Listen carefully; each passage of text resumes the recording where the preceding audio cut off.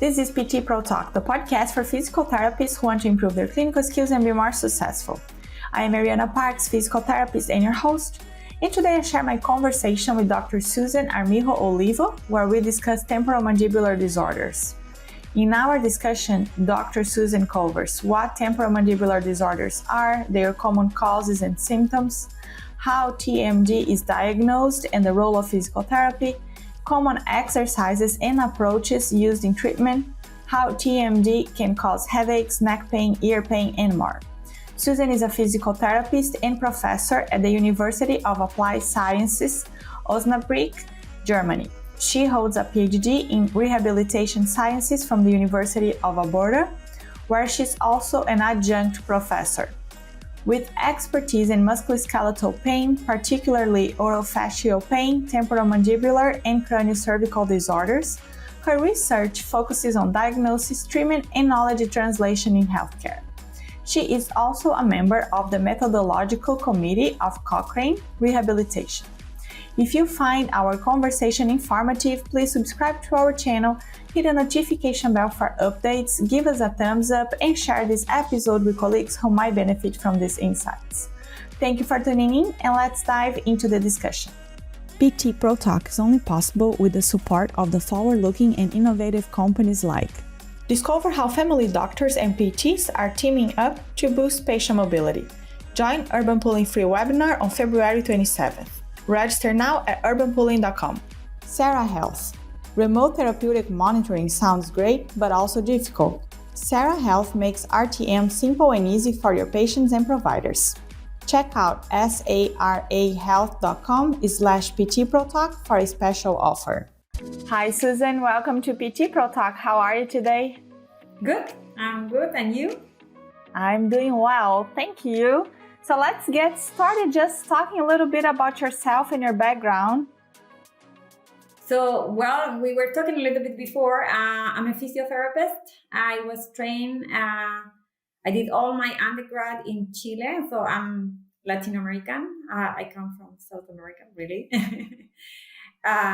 So then I moved to Canada. I did my master's and my doctorate degree in Canada, so in the University of Alberta, so very far in the north, very cold.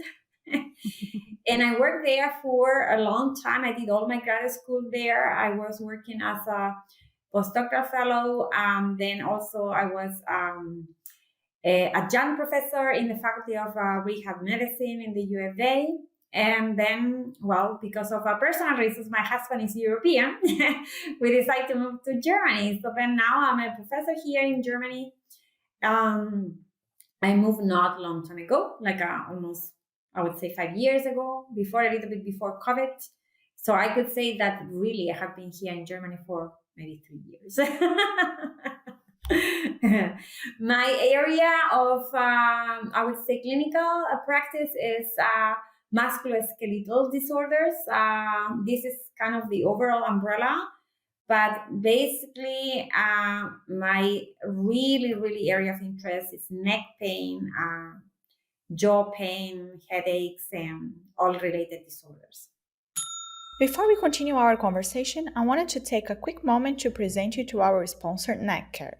Traditional neck assessment methods often fall short of providing a full picture, overlooking movement control and sensory motor integration. That's why a physical therapist developed the NeckCare system to provide reliable assessments of sensory motor integration, proprioception, and range of motion. With objective data and visual results, physical therapists can better understand neck impairments and design targeted treatment plans for optimal outcomes. If you treat neck impairment in your practice, visit neckcare.com to learn more. And now, let's get back to our conversation. Yeah, so I'm super excited to talk about that with you. We haven't discussed that on the podcast, I don't think. So let's start talking about the temporomandibular disorders. So what are they? So the temporomandibular disorders, I would say for any physio or perhaps even a patient that wanted to see what are these conditions. So it's a group, it's an umbrella term that involves or includes several disorders in the area of the masticatory muscles and the joint, the temporomandibular joint, And these disorders are normally or usually related to other disorders in the cranio-cervical and orofacial region, like neck pain, headaches, also I would say otological symptoms.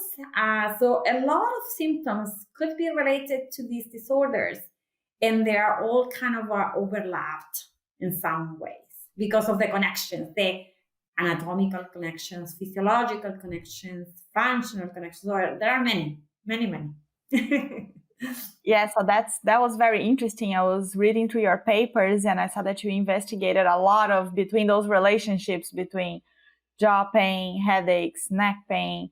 So I'm super curious to discuss them with you in a little bit. So let's just go back, and I wanted to ask you, what are some common causes of TMD?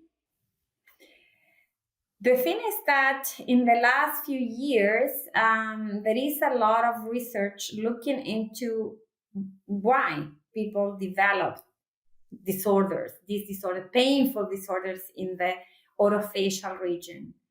And before, like I would say a little bit, I would like to mention the history here, because before, people say, oh, if you have bad occlusion, like this means that you have not very well aligned teeth, you will develop temporomandibular disorders, right?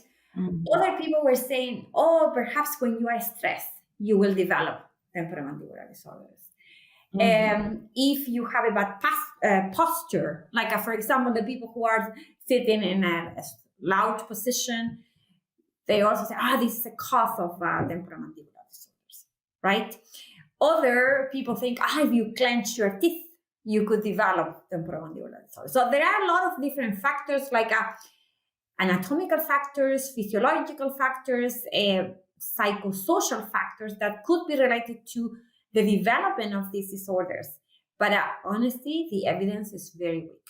So in this moment, what we could say, there are people who have terrible teeth, terrible posture, and they have no pain. And in the opposite, there are people who have very, very slight, subtle changes in the alignment of the teeth, or they have perhaps very little things in the posture, or they actually have no bruxism at all, and they can develop pain. So the source of the problem, I would say, is very in the air. There are some factors, like I would say, that they come together for specific patients, and they trigger the pain. Also, there are hormonal factors, like women are more affected than men, and this can be related to the hormonal fluctuations that we have as women in the cycle. But also that is not really proven. There are studies that say, yeah, there is a relationship. For others, they say, no, actually, it doesn't change anything. So I would say there are these factors. Of course, we always look at these factors with a grain of salt. We say, okay, this person has a bad occlusion, has a bad posture, is stressed, clenched the teeth. And we are looking more like a trial and error. We say, okay, which of these factors are really maybe being a contributor to the problem?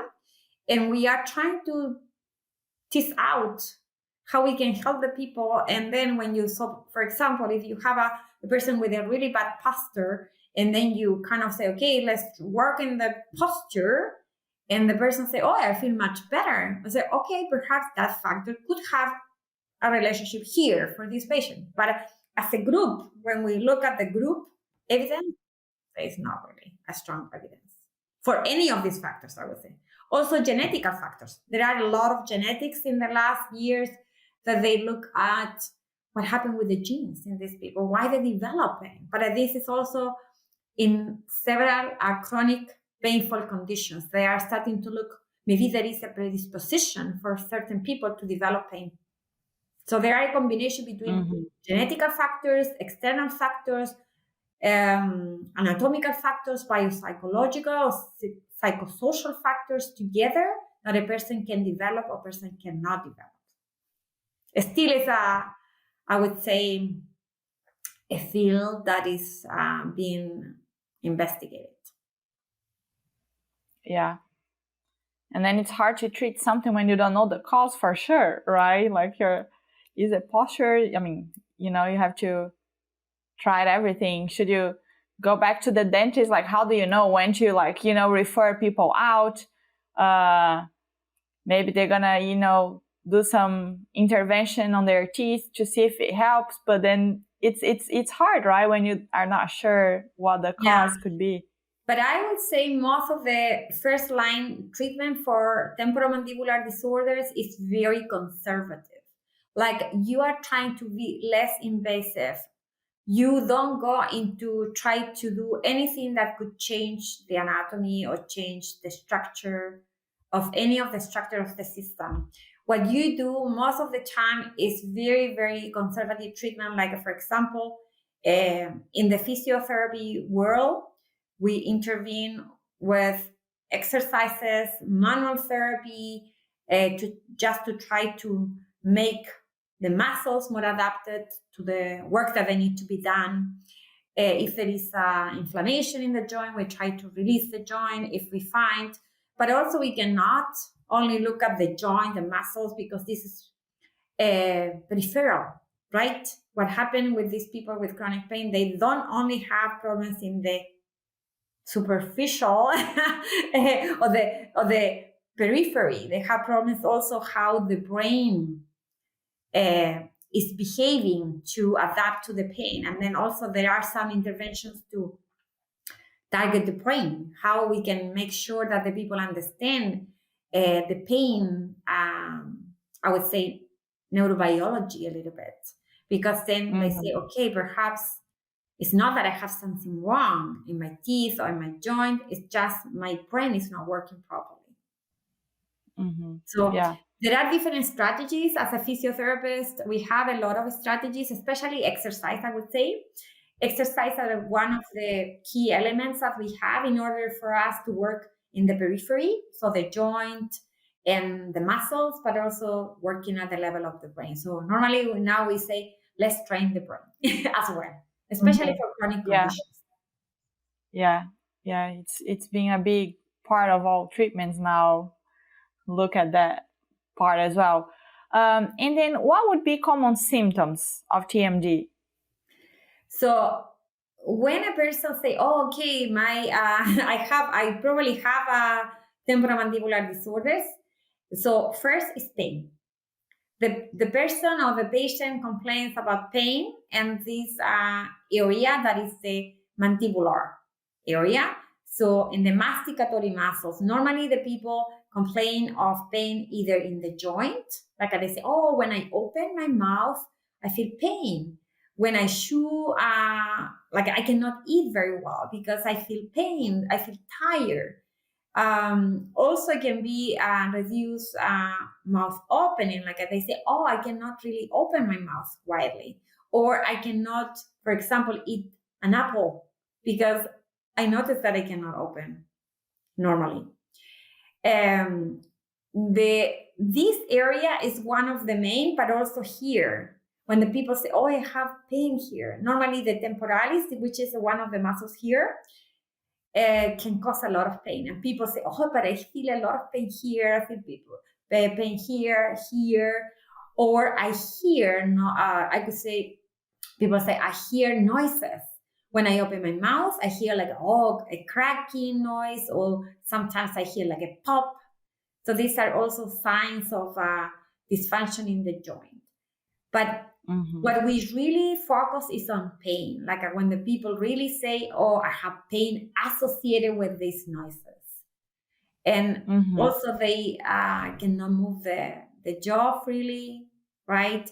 They have, as I say before, these symptoms can be associated with neck pain. So the people say, oh, I feel tired in the neck. I cannot do my work because of the pain in the neck, the pain in the jaw. I have a stiff jaw, have limitation. I cannot eat, I cannot talk, and also headaches. So this is more, I would say, what is normally presented by the people. Can be very localized, But normally in the chronic stages, they don't present localized. They come with the whole package, I say. They come with neck pain, headaches, and also it can be even like tinnitus, like an ear fullness that the people say, oh, I feel like, when you have water inside in the ear. Yeah. And then could it be just like the muscles feeling tight instead of like having problems on the jaw itself? Like maybe you don't have any like something like really big that comes to like the tension, any big restrictions on the joint, on the opening of the mouth, closing, but you feel that muscle tightness. Could that be considered as well? Yeah. So there are a lot of different temporomandibular disorders, and the classification is a big classification.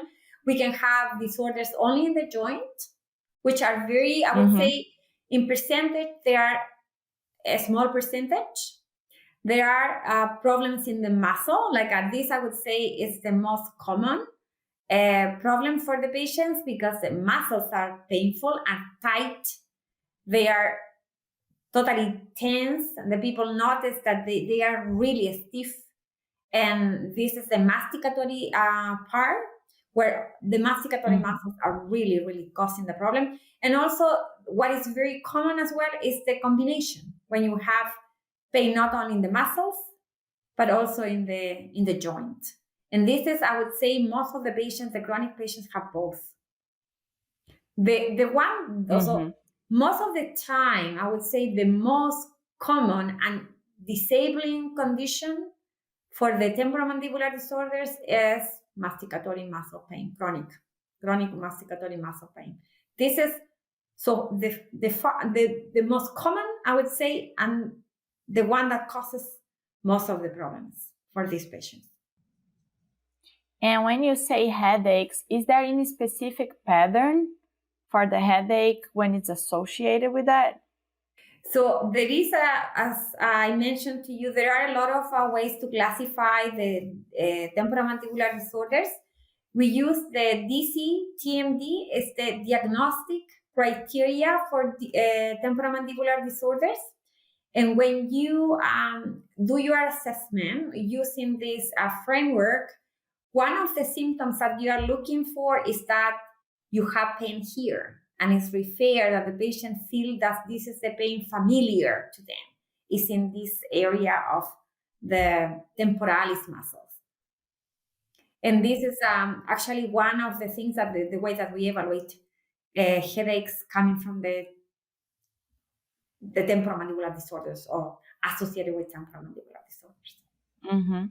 How about like pain on top of your eyebrows? Is there any relation to that? Well, the thing is that that can be, so there are, what I would say to you regarding headaches and temporomandibular disorders, because the patients have a very big overlap of symptoms, you can have temporomandibular disorders associated with other headaches, like a primary headaches or tension type headaches or cervicogenic headaches. So these patients can not only have headaches associated with the TMD, but also they can have the other headaches. So any pattern that you can imagine can be possible, because the patients don't decide, oh, I'm going to only have this because it's related to the TMD. No, actually, what we see in the clinical setting is mostly the combination. Like you can have people with migraine, symptoms of migraine, and TMD. Tension type headaches and TMD. A cervicogenic headache and TMD. So there is not really like you say, okay, you can be selective and this patient will only have this. I would say this would be more the exception than the rule. You can have all of the things that you can imagine. Yes, and then that's hard because how do you know is the headache a consequence or a cause, right? And it doesn't matter. Unfortunately, we don't have, I would say, the evidence. We are actually doing some, now I study with some students now to see how is the evidence to say, for example, we know that TMD is related to headache, TMD is related to neck pain, TMD is related to low back pain, TMD is related to, I would say, pelvic pain, TMD is related to endometriosis, TMD. So there is a lot of associations. We are trying to tease out how we can see whether it's TMD first and the rest of the things after, or the opposite.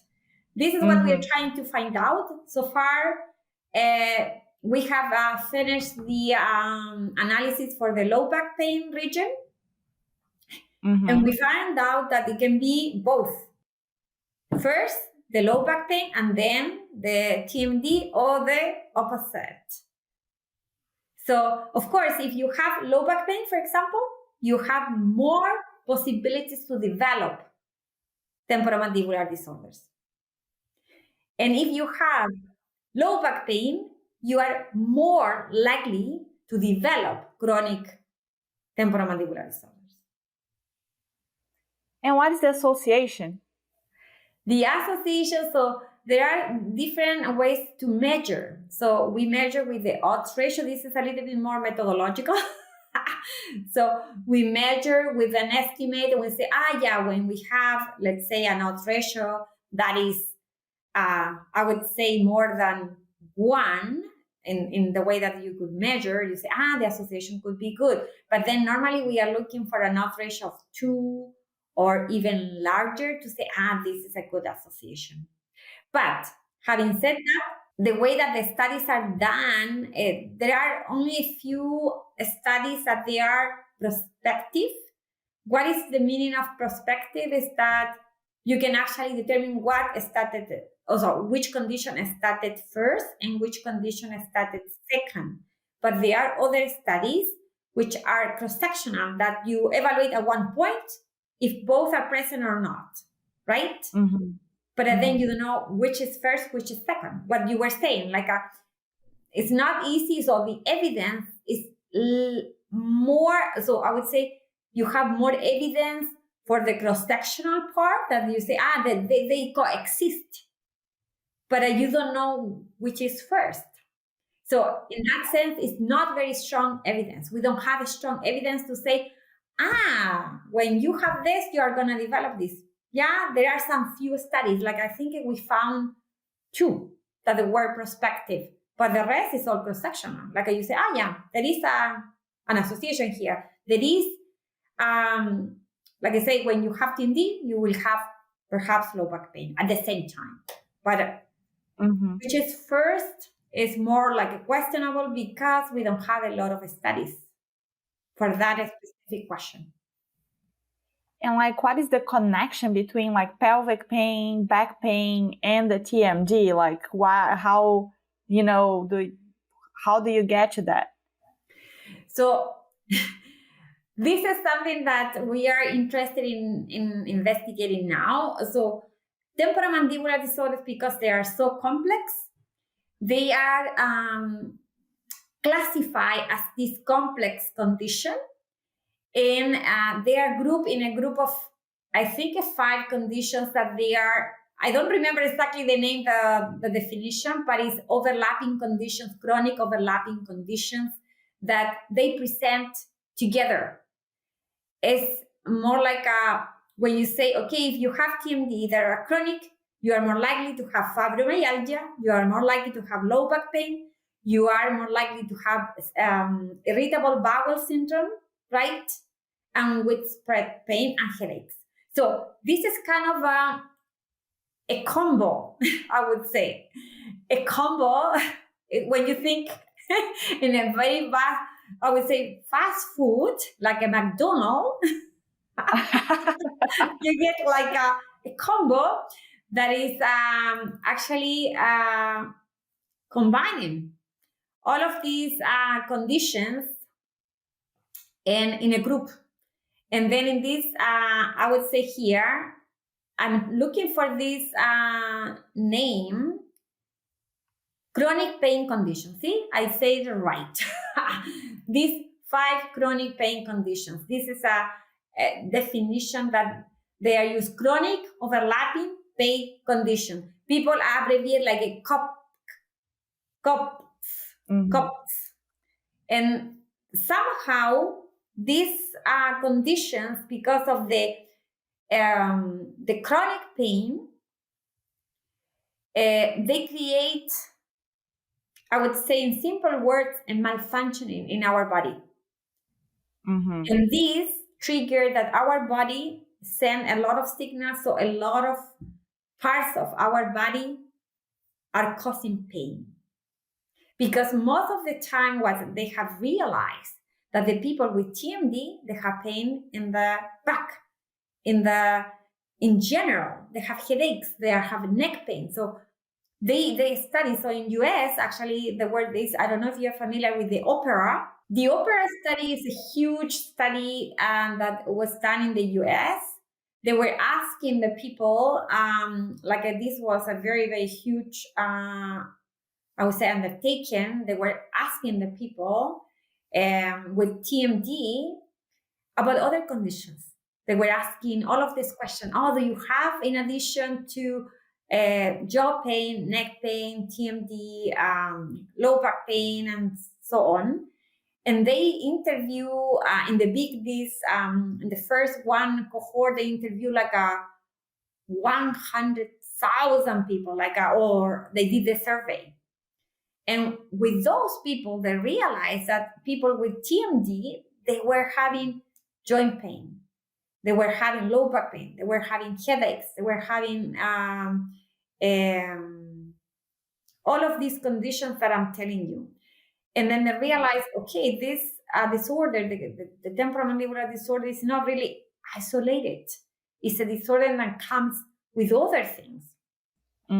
So then they say, okay, look, a lot of patients have this. And we see it in the practice, that we see patients that they don't only come with this isolated pain. They have a whole package of pains because of these overlapping conditions create this kind of a altered response in our body. So it's an altered response, is impaired functioning in our pain control modulation system. And that is what is believed, but nobody really knows why.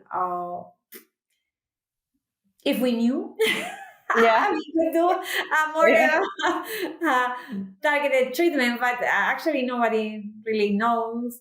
We know that there is this overlap, but why people develop that or why people don't, it still is a matter of studying. Yeah.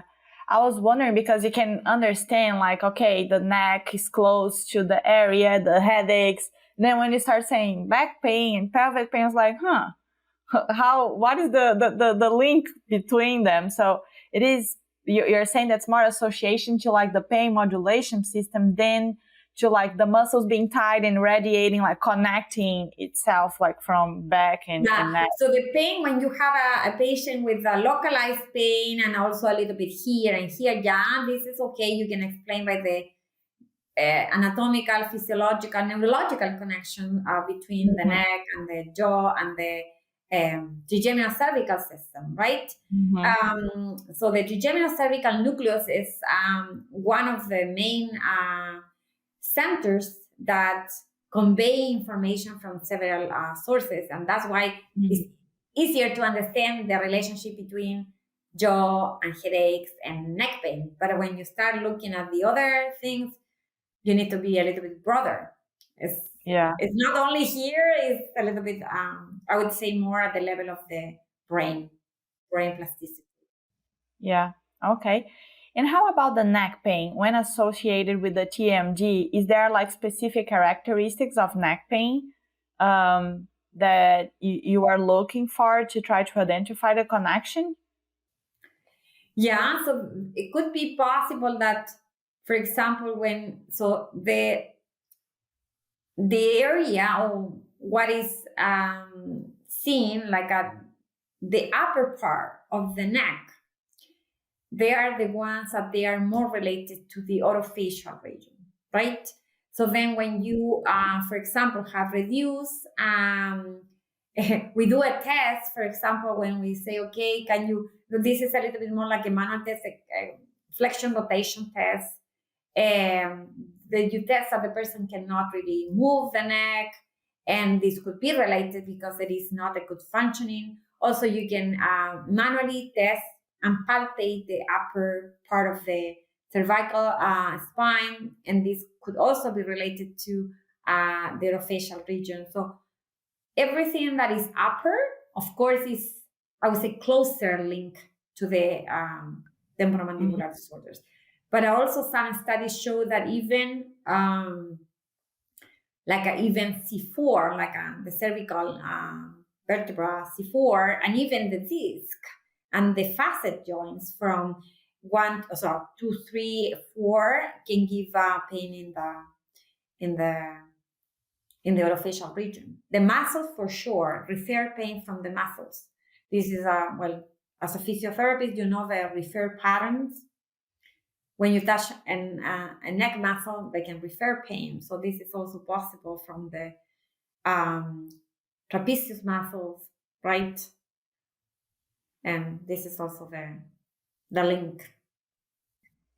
How about the sternocleido? I don't know how to mention that name. Sternocleidomastoid? Yes, So yeah. what happened with the equilibrium of the neck is theoretically, as we think biomechanically, is performed by the small muscles and the superficial muscles. But the small muscles, the postural muscles that they are close to the vertebra, these are the ones that really keep our stability, our head is stabilized by these small muscles. But the superficial muscles are the ones that they are helping us to move. So there is a theory, and this theory has been challenged by many people because they say, oh, when you are small muscles are not really properly acting or functioning, what happened with the superficial muscles, right? If you say, okay, the small muscles, they should stabilize the neck. But if they are not working, what happened with the superficial muscles? The superficial muscles try to stabilize the neck. And of course, the scalene muscle, the sternocleidomastoid, the trapezius muscles, they are trying to hold the neck, the head, and they get overloaded. They get very tight, right? And this is, I would say, the main symptom is that people are not going to say, oh, yeah, the small muscle here hurt. No, they say the superficial muscles are the ones that, yeah, here it's hurting me, right? So, and one of the tests that we normally use in this region is the cranio-cervical flexion test. I don't know if you have heard about that one. And then we can see whether the superficial muscles are acting strongly when they shouldn't, right? And we should see whether the pattern between the small muscles and the superficial muscles is okay, or perhaps the patient is not really moving properly. There is kind of a block. The patients move like a block. Instead of saying, oh, do the nodding, and then they do. They are not acting with the small muscles. They are acting with the big muscles. And this is the way that they move, like a block. So that's why I would say the sternocleidomastoid and trapezius are always very tight, very painful in these patients. And of course, because due to the connections and the refer patterns, they also can trigger pain in the orofacial pain region. Before we continue, I wanted to share something exciting with you. If you are looking to deepen your understanding of pain mechanisms and treatment strategies, I highly recommend the Role of Hurt course. I took this course myself, and I can tell you it was fantastic. Annie and Melissa are incredibly engaging, and the content is truly top-notch. The course title, Role of Hurt, Nociceptive Pain Mechanisms, Mechanical to Functional Exercise Prescriptions, is happening on March 8th and 9th in Hillsboro, Oregon. As a special bonus for my listeners, you can get $50 off with the promo code WOHPT Pro Talk. Don't miss out on this opportunity to learn from the best. Visit Eventbrite and search for World of Hurt to register, then use code WOHPTProTalk at checkout. Now, let's get back to our discussion. Yeah. And like when you're going to assess a patient, since you were talking about some tests, so is there a specific test that you like to use to help you diagnose that? So for the diagnosis of the temporomandibular disorders, we use, as I said before, the DCTMD, the diagnostic criteria for the temporomandibular disorders. This criteria was created long time ago, but it was revamped in 2014 because they kind of developed some more specific clinical reasoning process, and also some tests that were not performed in the previous version. But the idea is to just, as I said to you, this is a clinical diagnosis. So you basically need to palpate and also to ask the patient, okay, do you have pain? Where do you have pain? And the patient say, okay, here. And then you palpate the structures. You palpate the joint, you palpate the muscle, you provoke pain. You also evaluate the range of motion, and also you evaluate whether there is a restriction, and also you evaluate referral pain. So all of these structures in the orofacial region you evaluate clinically. And also for the neck, you go into the complete cervical evaluation to see whether there is any referral pain, there is any movement that is associated with pain in the jaw, because it's possible that when you are looking at symptoms, with the evaluation, you determine, well, look, this symptom is related to that. And we always ask the patient, is this the pain, the familiar pain that you are feeling? And when the patient say, yeah, this is my pain, you kind of start to look for this connection. Because before, we didn't ask for familiar pain. We didn't ask for connection. Say, oh, you have pain. Yeah, it's painful. But maybe this is just a random finding. But if the patient relates this finding with the pain that they perceive, this is a point now that we consider to diagnose TMD.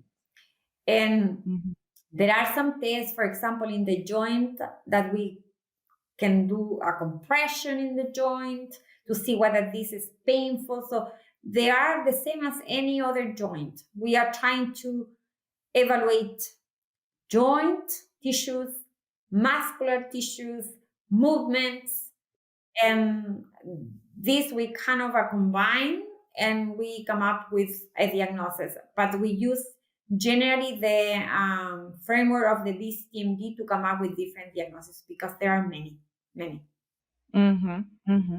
And then do you use also muscle strengthening tests? No, we don't do that. No, but actually this is not, that is not appropriate for the diagnosis.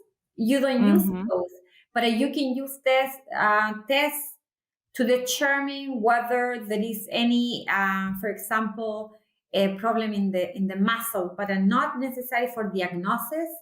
More like we use more like to guide our treatment, because, for example, when you say, okay, you ask more functional questions as well, like I say, can you chew? Can you chew freely? How long can you chew? Or, for example, can you talk? How long can you talk?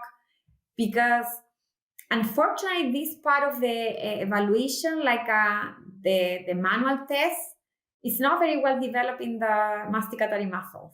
No, we actually have talked. Now we have been working with some colleagues and trying to see how we can improve that part of the evaluation, like how to evaluate proprioception in the jaw, how to evaluate strength. We normally, so in the past, I was using the bite force with a device, and to see how big of a force is generated. But my impression, this is only my clinical impression, the patients don't have any problem with exerting a maximal contraction. The problem is to hold it. And for some time, and also that this it doesn't cause any pain. So This is my impression, that the people can generate a good bite force. This is not a problem. Like we have patients that can generate a big bite force, but really how much they can hold it. Or perhaps not only like a maximum, but can they do a fine movement? This is more, I would say, clinically, you see that the people don't know how to move the jaw. The subtle movement, as I would say, is more, I think I could say that when you say to the person, can you open your mouth? Can you move your mouth to the left, to the right? They don't really know how to do it. So we have a lot of problems when we say, okay, but I want that you move to the right. And they are like, okay, and they move to the opposite. And I was asking you too, because I remember looking at one of your papers, you're talking about the cervical extensor muscles, right? The endurance, they fatigue quicker, right? Yeah. So that's why I was thinking about the muscle testing, because I know you're investigating that association. So do you see the muscles, as you said, the endurance, they fatigue quicker in specific muscles when you have TMD problems? But we evaluate, as you said, we evaluate the cervical muscles. We didn't evaluate the masticatory muscles, but I could say, maybe that pattern can be, but I haven't investigated. So I cannot say for sure, yeah, this is what we are going to find. I can anticipate that the people are having problems with the muscles, but I would say, in my opinion, there is something that is happening in the muscle. At this point, I wouldn't say what exactly. I know that the patients, normally they have problems with holding certain posture, and also they don't really know how to move.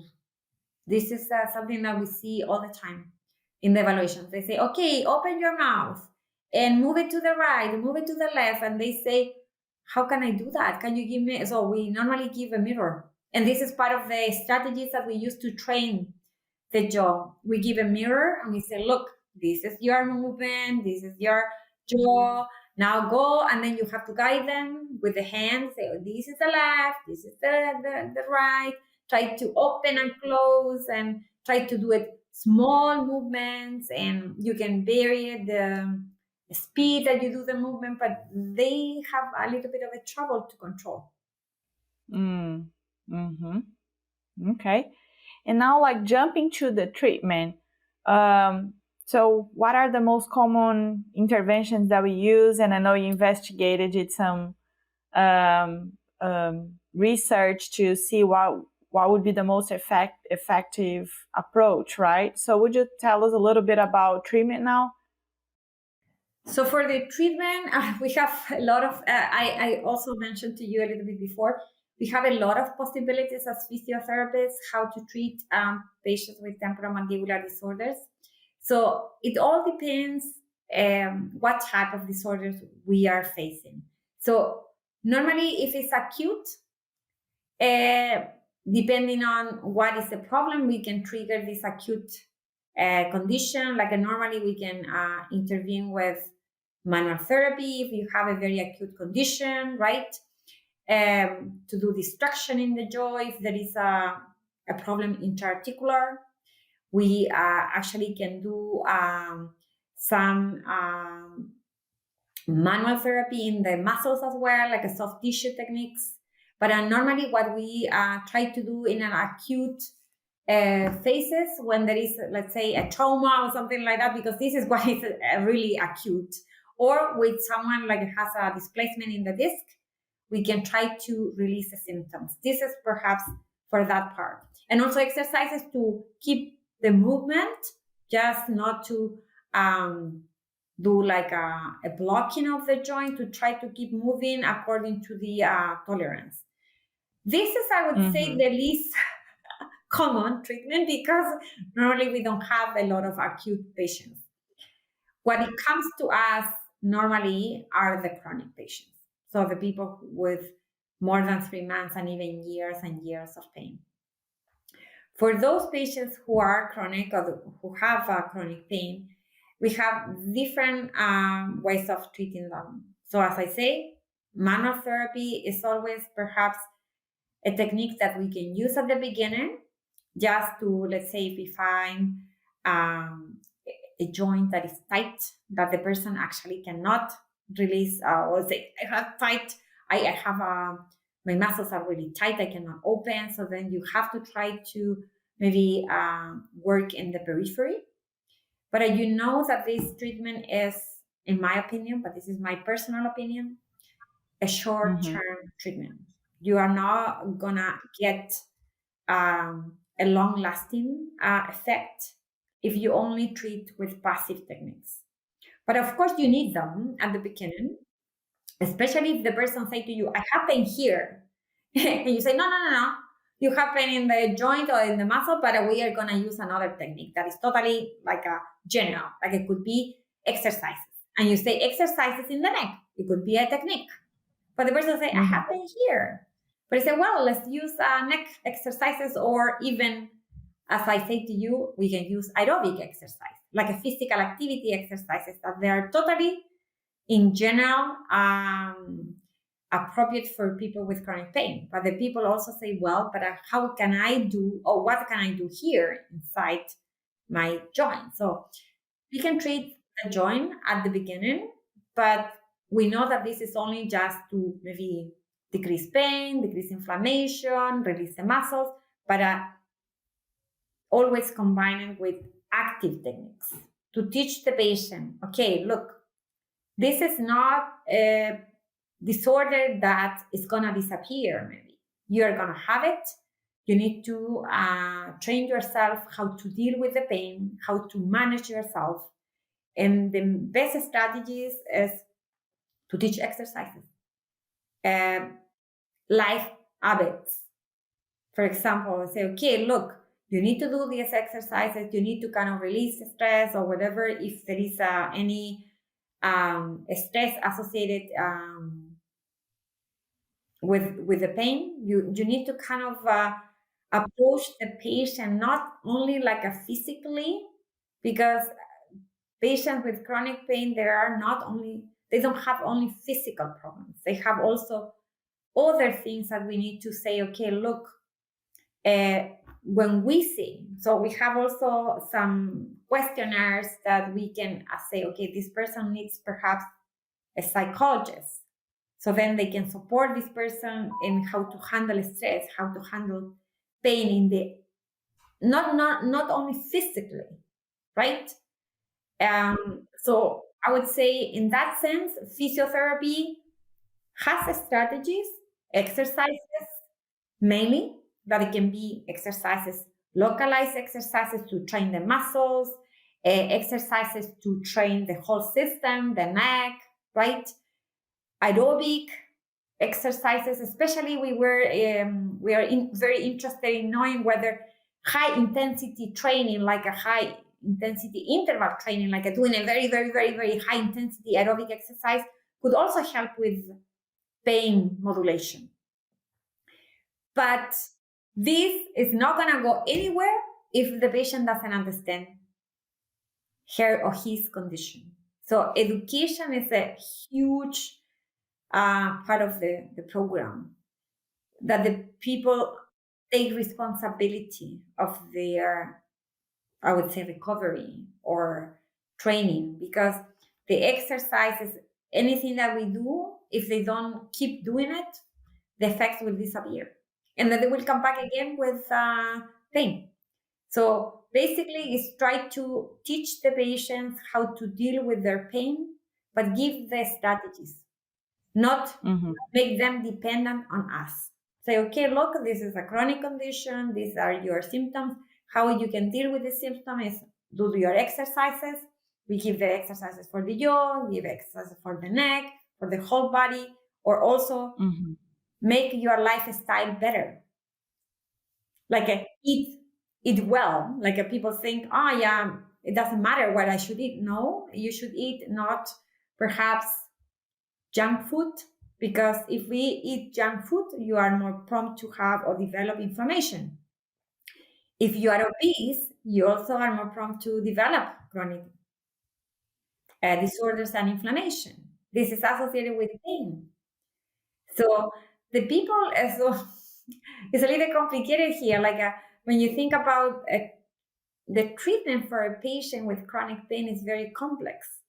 And so physiotherapists, as part of this complex team, also need to be trained to educate the patients in what they can achieve with different treatments. And be honest.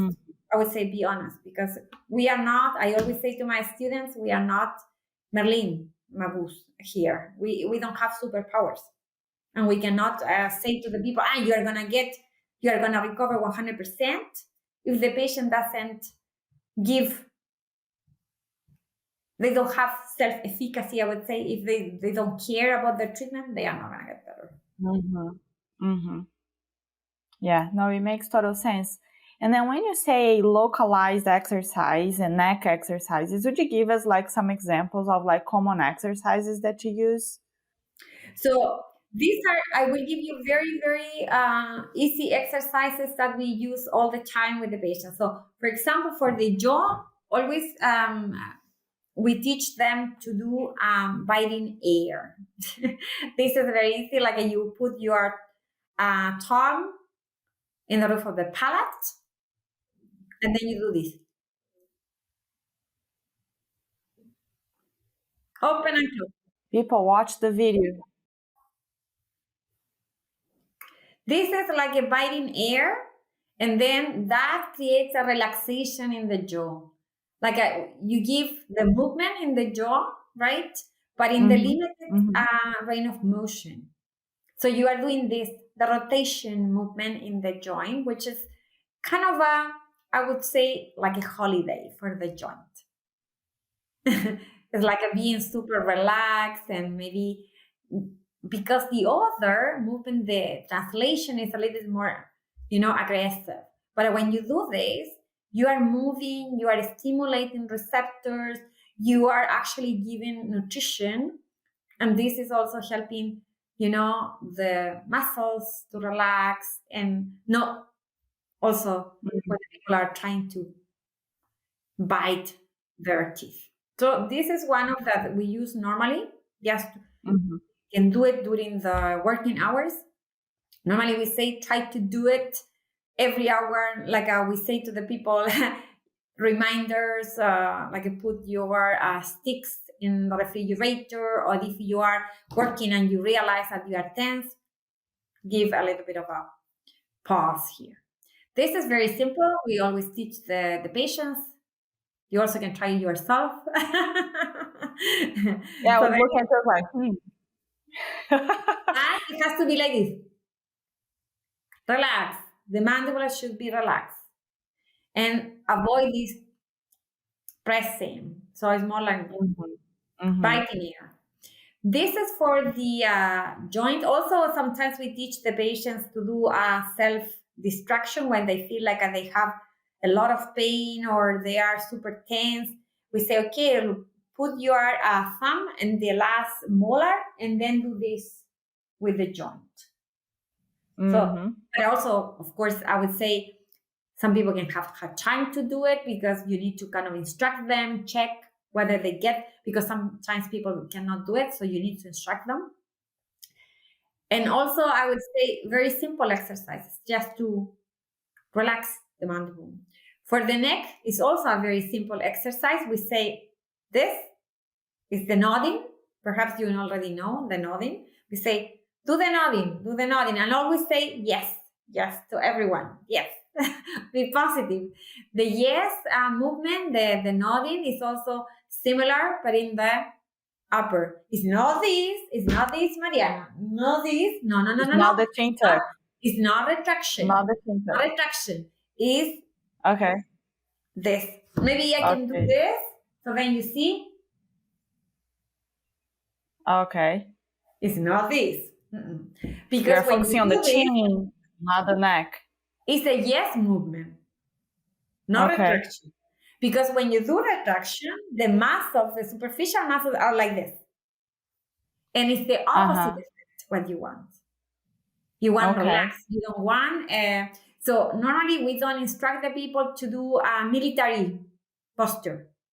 This is the opposite that we want, because The military posture, when they say, oh, you are really bad, you have really bad posture, and the people are like overcorrecting, then they trigger all of the superficial muscles. Mm-hmm. What we ask them to do, and this is also something that you can teach your patients, is like they have to imagine here that they have a string and they have to grow as much as they can, breathing normally. So, for example, you say, breathe in, breathe out, and then grow. But I keep breathing, keep talking, but grow, but without overcorrecting. So see, I'm in a good posture, but without doing the retraction. And this, they can do it in the car, they can do it in the office, they can do it at home, right? So this movement, which is the grow movement, the postural treatment, has been some studies showing that this activates the small muscles in the spine and decrease the activity of the superficial muscles, the sternocleidomastoid, for example. So see, simple exercises.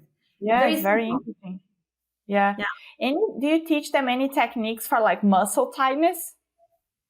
Yeah, so then there is one technique I cannot show because it's really ugly if I show, but I only show in person to my patients and my students because there is no recording. But if you put your thumb inside the mouth and you do this, and you kind of grab the muscle, and also inside the mouth, if you put, and sometimes, well, there are some trigger points in the muscles, and you have to hold it, even if they cause pain. Hold it and then grab the muscle inside and pull it. This is really helpful, but it's painful. You should try it. Maybe not in the video because it's not looking very. It's not looking for sure. attractive, but it's useful. Yeah, because then at least you're trying to help them to help themselves, right? Not just, because the muscles here are hard. Like it's not like a muscle you're gonna stretch and be good. You have to. But you can do with this. So if you put the thumb inside your mouth and this outside, and you grab really, it's really effective, but it's very painful. Yeah, very painful. That's good. And also for the muscles in the neck, generally with we teach, for example, in here, like if you, maybe I should put a pony here.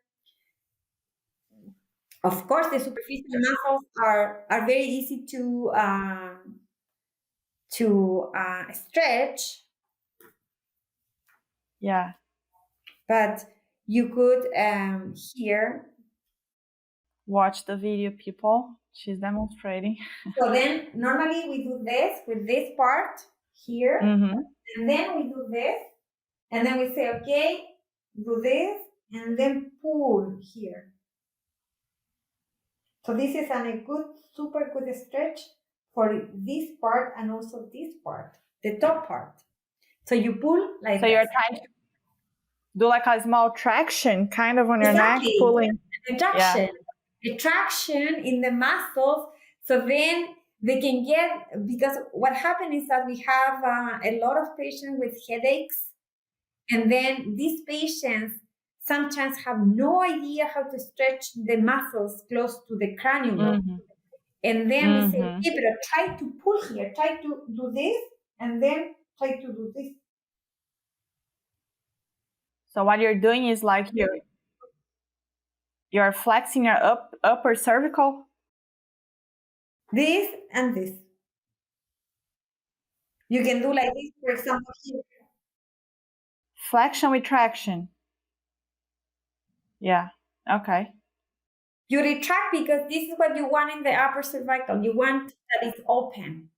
And also you can say to the patients, you can combine this, like a contract a little bit, not too strong, like push against your hand and then go down.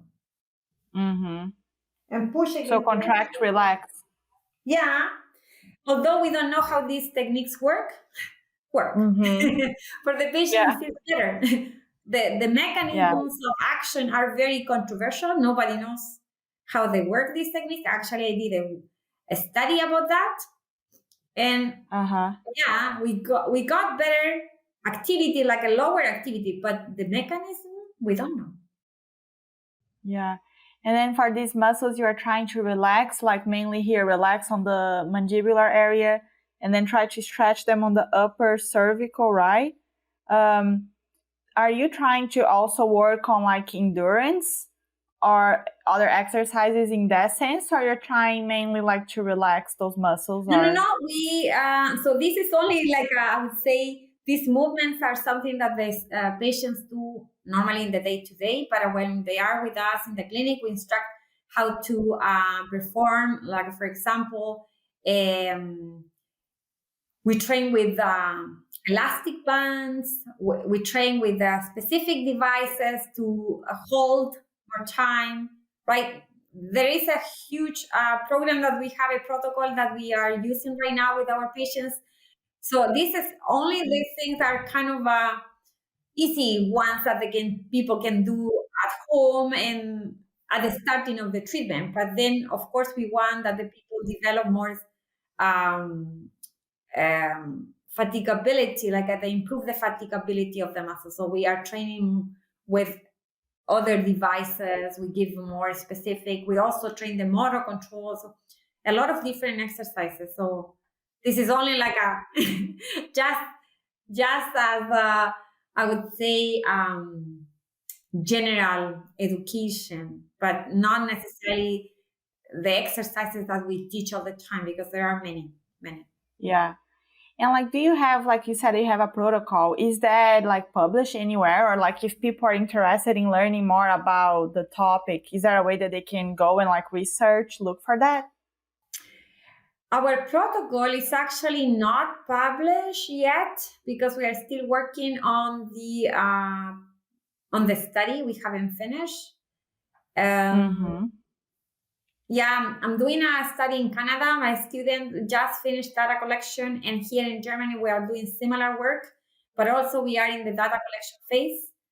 Hopefully, by the next year, we have the protocol published.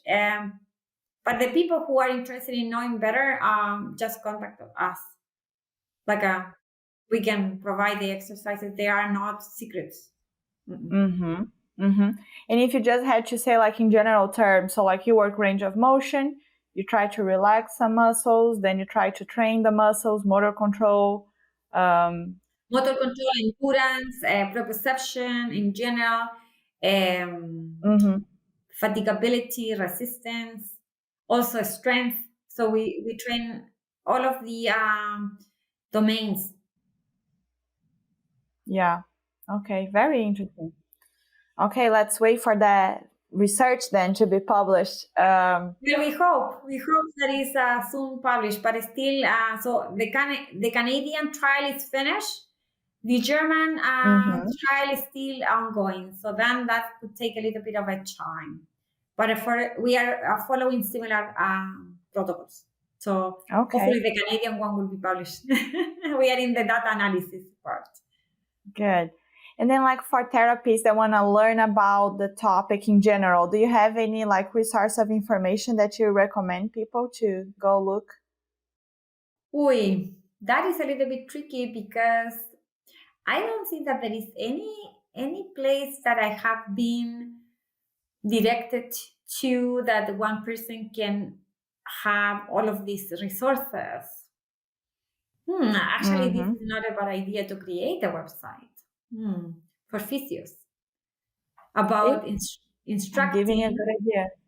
Yeah, this could be a good idea. Actually, we haven't have the time. We actually normally with our patients we give the materials, but we haven't developed any website. Just to put like all the pieces together, because there's so much information, and I was looking at all your research and then like assessment and then treatment and then like what type of exercises. So that would be really good to have a place that we could go to learn more. Yeah, it's a good idea. The thing is that requires time and requires money.